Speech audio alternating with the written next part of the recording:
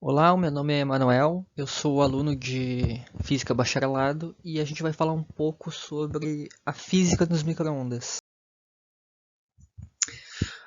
A gente não vai entrar em detalhes sobre os componentes eletrônicos do micro-ondas, a gente vai fazer um apanhado geral sobre a ciência por trás do equipamento, né? O micro-ondas ele é um eletrodoméstico muito comum nas residências, né? Quem não tem um sabe o que é. E uma breve introdução do que é a tecnologia por trás do micro-ondas, ele basicamente utiliza o conceito de aquecimento dielétrico para aquecer a comida. Né? Ele utiliza ondas eletromagnéticas geradas por um equipamento chamado magnetron dentro dele. Mas para entender melhor o que acontece, primeiro a gente tem que ter em mente alguns conceitos. A começar pelo campo elétrico. O que é o campo elétrico? A gente sabe que cargas elétricas são uma propriedade fundamental dos átomos. E sendo prótons a carga positiva e elétrons a carga negativa. E o que é o campo elétrico? Campo elétrico é um conceito que a gente utiliza para estudar a interação entre essas cargas, né? Porque elas exercem uma força uma sobre a outra, né? O que a gente chama de força elétrica. E é uma força de campo, né? Que não necessita contato direto. E nas imagens ao lado a gente pode perceber linhas pretas com setas, né? Que é o que a gente chama de linhas de campo. E o que dá para tirar disso?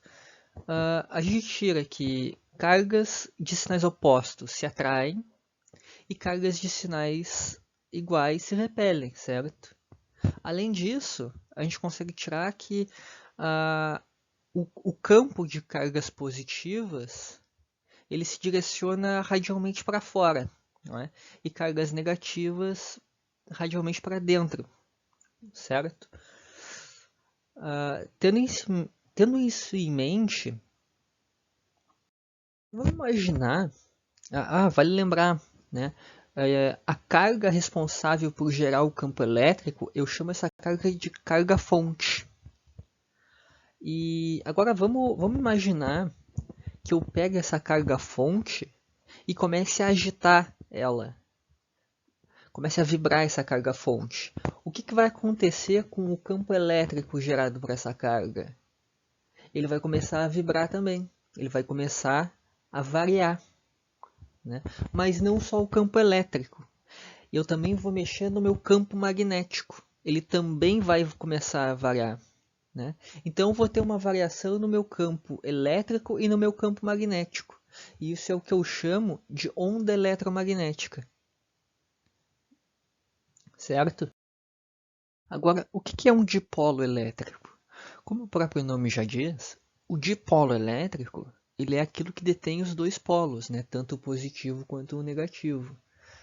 Ah, e a água, no caso, ela age como um dipolo elétrico, porque o hidrogênio ele faz o papel do polo positivo e o oxigênio o do polo negativo, certo? E o que acontece se eu colocar um dipolo elétrico na presença de um campo elétrico? Ele vai sofrer o que a gente chama de momento de dipolo elétrico, né? Que ele vai alinhar os seus polos ao campo elétrico, certo? Como a gente pode ver na figura aqui do lado, se eu jogo uma molécula de água na presença de um campo elétrico, o meu polo positivo ele vai se alinhar na mesma direção e sentido do campo, né? Isso lembrando, se a minha carga fonte for positiva, certo? Ela vai se alinhar, o meu polo positivo vai se alinhar na mesma direção e sentido do campo. Por quê? Porque o cargas de mesmo sinal se repelem, certo? E o meu polo positivo, negativo, né, ele vai sofrer uma força elétrica na mesma direção, só que no sentido oposto ao campo, certo? Porque cargas diferentes se atraem. Agora, supondo que a minha carga fonte fosse negativa, seria o contrário. O meu polo positivo, que seriam os hidrogênios, né, sofreria uma força elétrica contrária ao campo. E o meu oxigênio, que seria o polo negativo, uma força elétrica na mesma direção, só que no sentido oposto ao campo. Tendo isso em mente,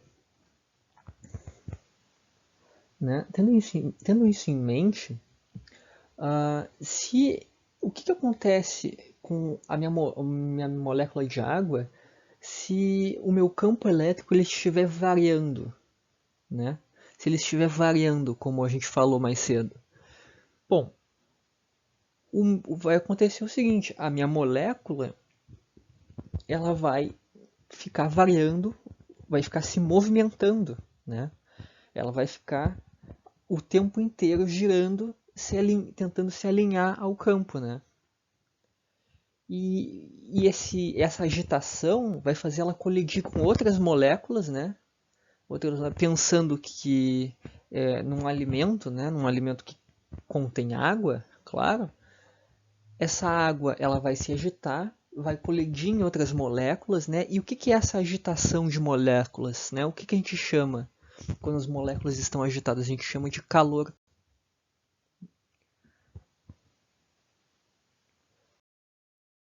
Com isso em mente, como é que eu gero essas ondas eletromagnéticas para agitar essas moléculas, né? É pelo dispositivo no micro-ondas que eu chamo de magnetron. O magnetron ele vai ser o responsável por criar essas ondas, né?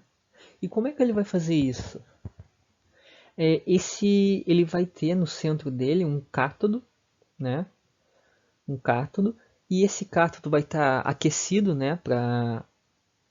Ele vai estar cheio de elétrons livres, né?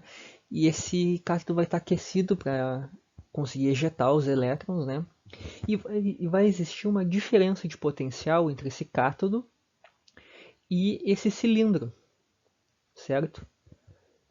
E um campo elétrico vai ser estimulado, né, radialmente para dentro desse cátodo.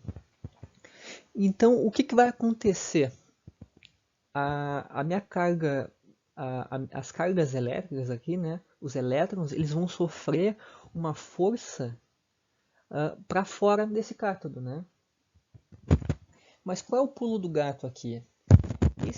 Esses dispositivos em azul, em cima e embaixo, são ímãs. Né?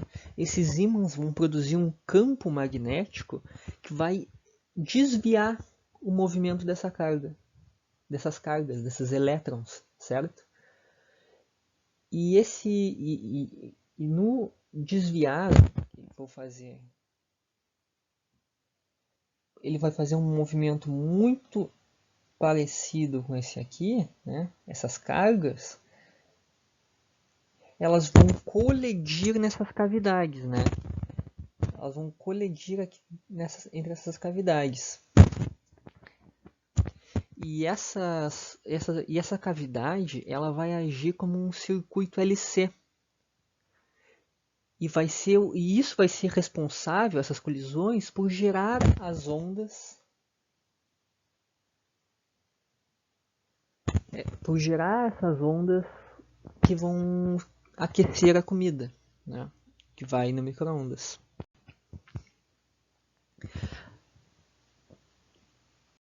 Bom, essa foi uma breve explicação de como funciona esse aparelho, né? Muito obrigado pela atenção. E é só.